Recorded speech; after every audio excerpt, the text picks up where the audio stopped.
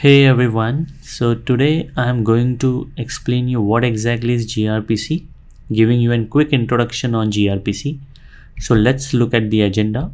So first we'll begin with what is gRPC, then what are protocol buffers, then we'll continue with the flow of gRPC.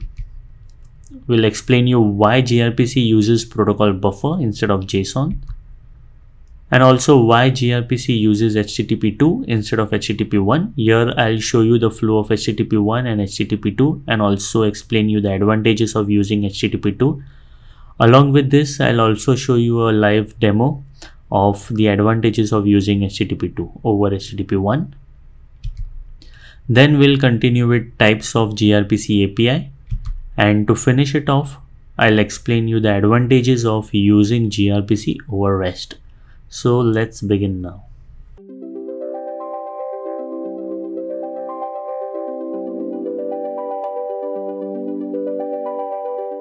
So what is gRPC? So gRPC is a remote procedure call framework. So what exactly we mean by a remote procedure call framework? So it is a framework in which a client application can directly call a method on a server application which is on a different machine, and the call happens as if it were a local object. So to explain this, let me show you a very simple flow. So here we have a server which has a class called weather service and a method called as temperature, and a client which is making call to this temperature method. And as you can see, the call is happening as if the weather service was a local object. Okay. So in this framework, a client application is directly calling a method on a server application which is on a different machine, and the call is happening as if it were a local object.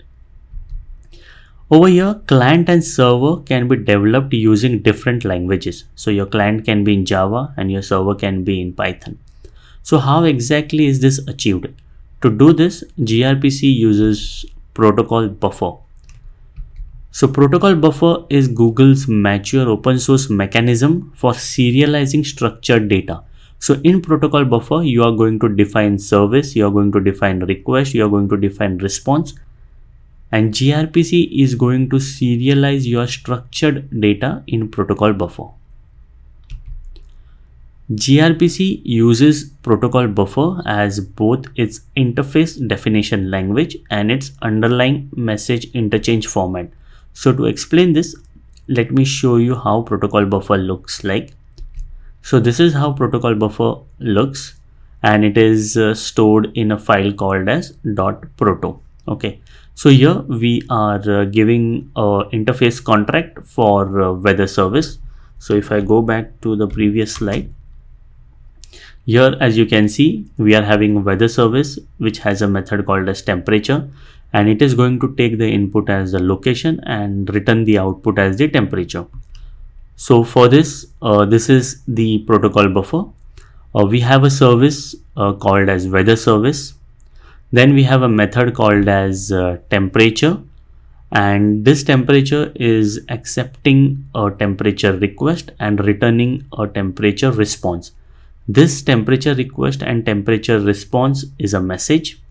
So let's look at what is temperature request. So temperature request over here is a message which has a field called as location, which is of type string, and it is tagged with number 1. So this is a tag that is used to identify this field in binary. Similarly, for temperature response, which is also a message, we have a field called as temperature, which is of type float. So this is how our service looks like in protocol buffer. So simply put, we have a weather service which has a method temperature, which takes the input as a temperature request, which has location as the field, and it returns temperature response, which has a temperature as the field. So this is how protocol buffer looks like. Now let's see our second point over here. So this protocol buffer acts as interface definition language, which means that it is used to set up a communication between the client and server. So if I go back to my previous slide, so over here, the protocol buffer is used to set up a communication between the client and the server. So what happens is gRPC uses this protocol buffer to generate the stubs, okay, and these stubs are used both by server. So on server side it is used for implementation. On client side, this stub is used to make a call to a method on the server across the network. Okay, so that is what it means by interface definition language. And it is also used as underlying message interchange format. So this is a message format that can be used for exchanging when the communication happens between a client and the server. So let's look at the flow.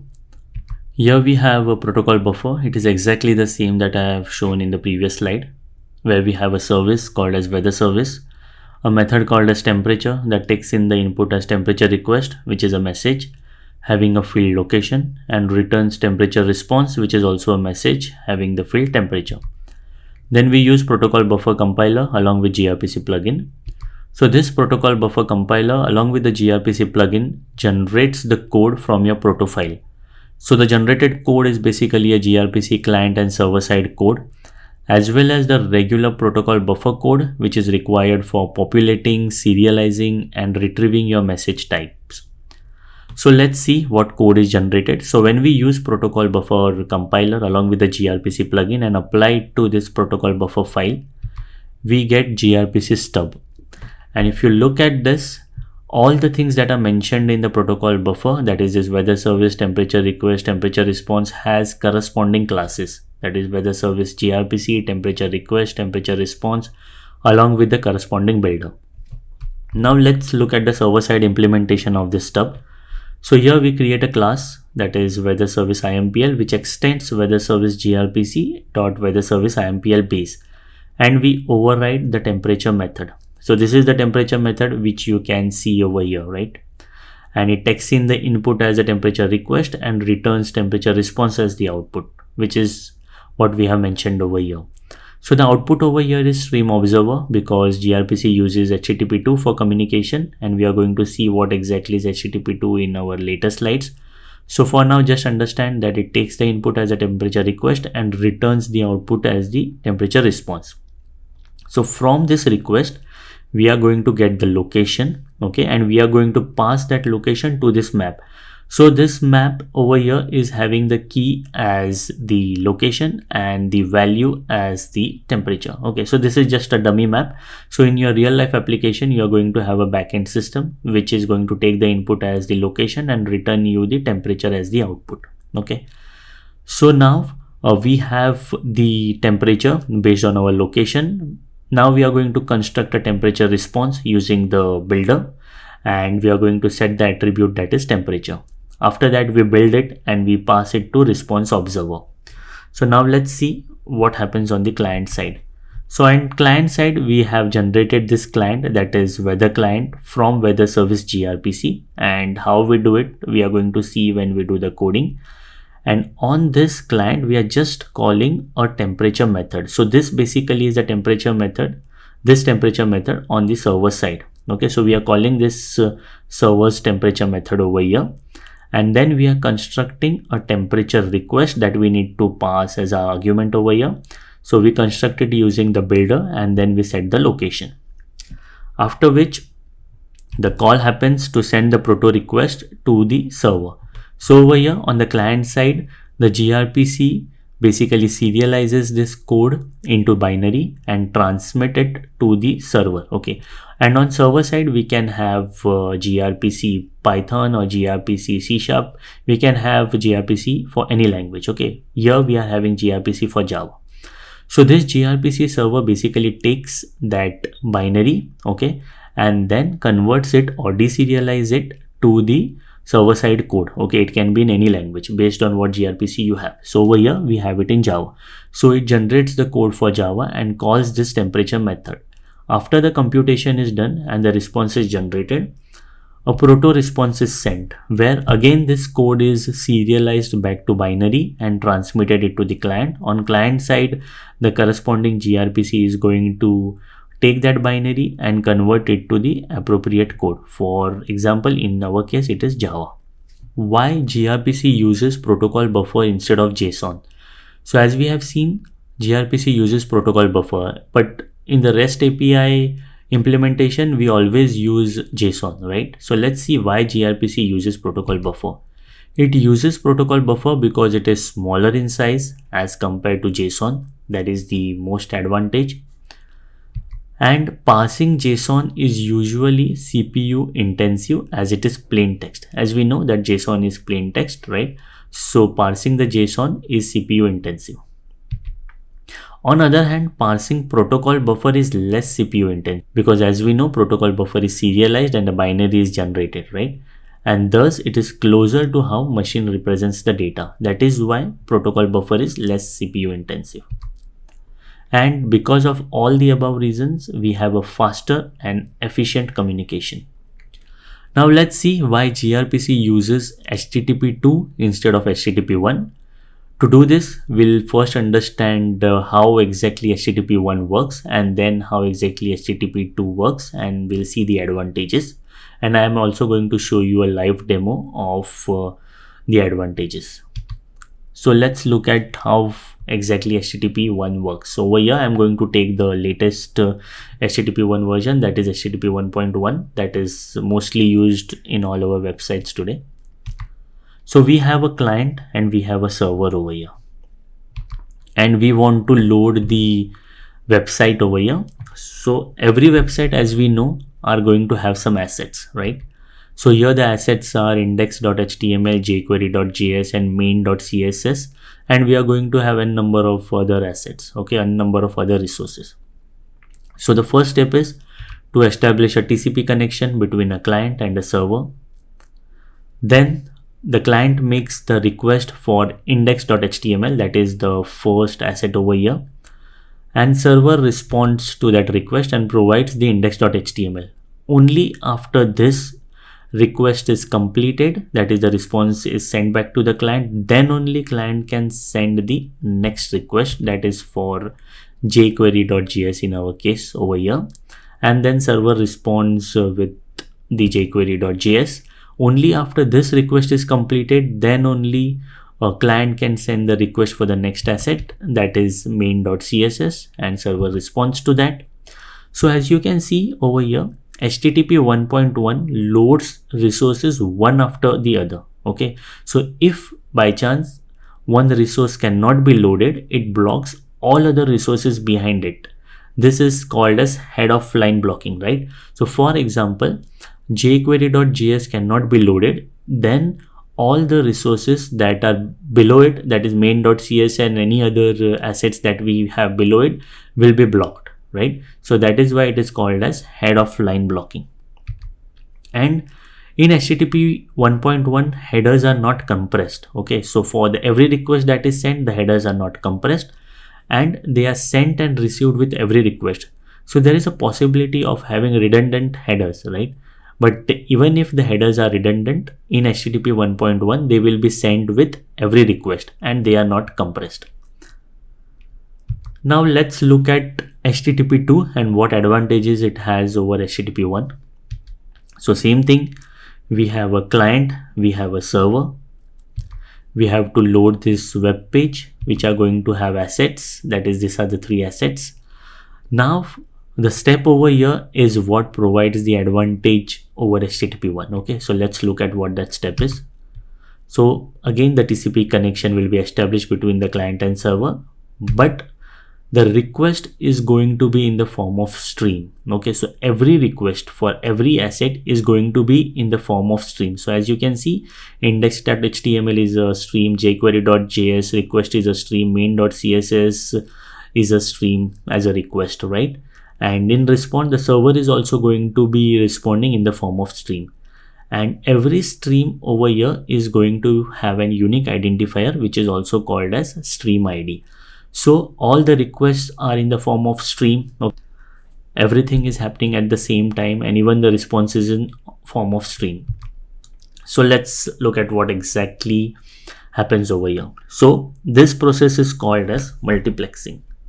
So HTTP2 uses a single TCP connection to send multiple streams, okay, and each stream has an identifier, as I already said. Okay, so this TCP, single TCP connection sends the multiple streams of data at once so that no resource blocks any other resources. Okay, so none of the resource blocks any other resources over here. Okay, so all these streams of data are sent at once, both as a request and response. Okay, so the next is header compression. As we know, in HTTP 1.1 there is no header compression, right? But in HTTP 2 it can compress the header along with the messages. It also uses a more advanced compression method called as HPACK that eliminates the redundant information in HTTP header packets. So as we have seen in HTTP 1.1, as I already said, there is no header compression, and also the header is passed with every request even though it has a redundant information. But in HTTP 2, the compression of the header happens, and also it uses the advanced compression called as HPACK, which eliminates the redundant information of the header. So the next is server push, which is a very important concept. So generally server only serves content to a client if client asks for it, but modern web pages involve several dozen separate resources that client must request, which can be an issue, right? Calling so many resources on that web page. So what HTTP 2 does over here is it solves this problem by allowing a server to push the content to a client before the client asks for it.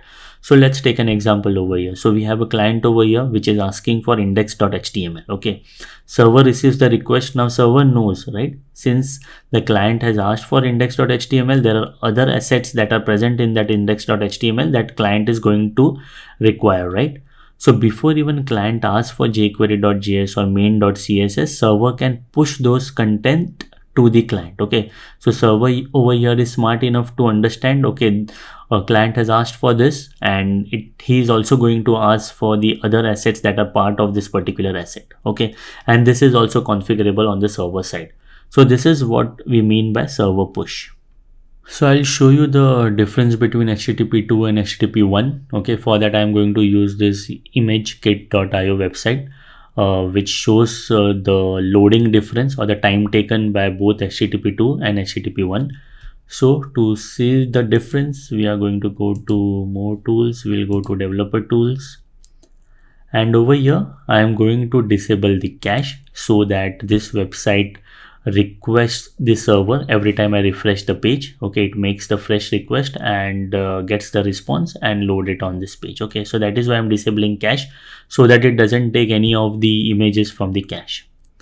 And then let's just click on refresh over here. As you can see, you can't see much difference between the loading of HTTP 2 and HTTP 1 because it is on faster connection now.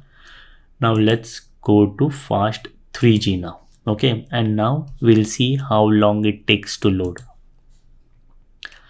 So HTTP 2 will immediately start loading the image, and HTTP 1 is still loading the assets. Okay, so these are basically 100 images. Okay, so what happens in HTTP 1 is it makes the request for first image, and then it gets the response. Then it waits for the response to be generated, right?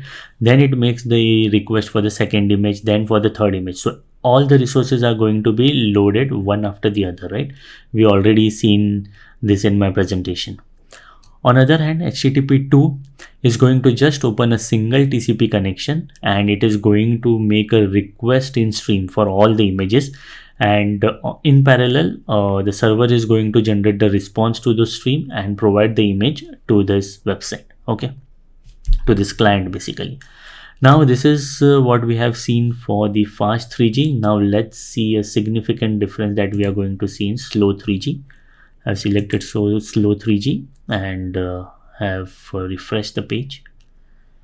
So over here, even HTTP 2 is going to take some time, but it is going to be much faster as compared to that of HTTP 1. So as you can see, HTTP 2 has started loading the images, and HTTP 1 is still loading the image.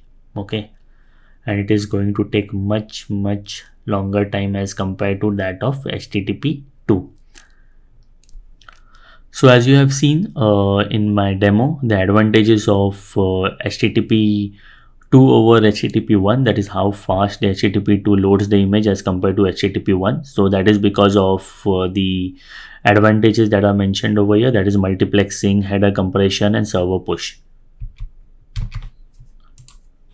Now let's look at types of gRPC API. There are 4 types: unary, client streaming, server streaming, and bidirectional. So in unary API, it is very simple. Client sends a single request and receives a single response. So this is like our traditional request response. On server streaming API, client makes a single request to the server and server responds with a stream of messages to the client. So this is a server streaming API. Similarly, on client streaming API, what will happen is client is going to send the request in the form of stream of messages, and in turn server is going to respond with a single response message. Okay. And in bidirectional streaming, both client and server are going to send the messages in the form of stream. That is, client is going to send the request as a stream of message, server is going to respond to that as a stream of messages. Okay, and they are going to be independent of each other. All the streams of request and response are independent of each other, and the client is the one who will initiate and end the bidirectional streaming. Let's look at the advantages of gRPC over REST. gRPC uses HTTP 2, REST uses HTTP 1.1, and we have already seen the advantages of using HTTP 2, which is multiplexing, server push, and also compression of the header and avoiding the redundant information in header. gRPC uses protocol buffer by default to serialize payload data. On the other hand, REST uses JSON or XML format to send and receive data. And we have seen the advantages of using protocol buffer. That is, protocol buffer is binary, smaller in size, and thus less CPU intensive processing. On the other hand, JSON is a plain text, so it is larger in size and more CPU intensive processing, as it is not binary. Then in gRPC, as we have seen, there are various streamings, right? Client streaming, server streaming, and bidirectional streaming. On the other hand, in REST, we just have a traditional client server request response model only. In gRPC, we have a native code generation that is supported in many languages through protocol buffer. As we have seen that using protocol buffer compiler and gRPC plugin, we can generate the code from the protocol buffer, right? And that can be used both by client and server. But in REST, code generation is possible, but you have to use OpenAPI using Swagger tools, okay, which is an additional step. It is not like inbuilt. You have to use a special tool to generate the code. And the last point is RPC based. gRPC is RPC based, and it does all the plumbing for us, right? Everything is hidden for us. We don't need to do anything. We just use the stub to make a call to a method on the server side, okay? And all other implementation like all the post, get, and everything is hidden from us. But on the other hand, in REST, we use the HTTP verb, and we have to use the third-party library for making the calls to the REST service. So these are the advantages of using gRPC over REST. Okay, so in my next session, I am going to show you the coding part of how we can implement or create the gRPC API. Thank you.